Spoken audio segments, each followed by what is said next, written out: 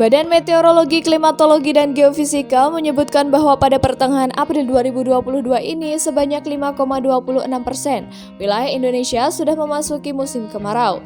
Sebelumnya, BMKG telah mengumumkan sebagian besar wilayah Indonesia memang diperkirakan mengalami awal musim kemarau 2022 pada kisaran bulan April hingga Juni 2022. Sebanyak 261 zona musim atau ZOM atau 76,3% dari 342 ZOM di seluruh Indonesia.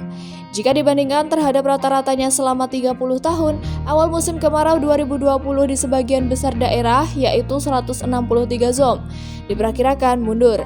Sedangkan wilayah lainnya diperkirakan sama terhadap rata-ratanya 90 ZOM dan maju terhadap rata-ratanya sebanyak 89 ZOM.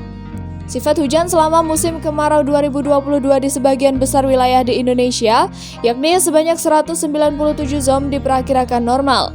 Sementara wilayah lainnya atas normal sebanyak 104 ZOM dan diperkirakan bahwa normal sebanyak 41 ZOM.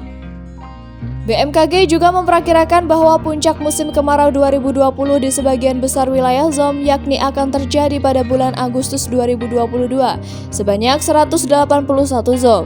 Adapun wilayah yang sedang mengalami musim kemarau di Indonesia saat ini pertengahan April 2022 yaitu Aceh bagian utara dan timur, pesisir utara Banten, pesisir utara Jawa Barat, sebagian Nusa Tenggara Timur, Sulawesi Selatan bagian timur, Sulawesi Utara bagian selatan, Maluku Utara bagian barat, dan sebagian Maluku. Kendati sudah memasuki musim kemarau, bukan berarti tidak akan terjadi hujan di wilayah tersebut. Kepala BMKG Dwi Korita Karnawati mengatakan hasil analisis menunjukkan La Nina masih akan berlangsung hingga pertengahan tahun 2022. Artinya potensi peningkatan curah hujan masih dapat terjadi hingga waktu tersebut. Hal itu berakibat pada beberapa zona musim di Indonesia yang diprediksi akan mengalami keterlambatan memasuki musim kemarau. Adapun analisis El Nino Southern Oscillation atau ENSO menunjukkan kondisi La Nina lemah dan diprediksi berangsur menuju netral pada periode Maret, April hingga Mei.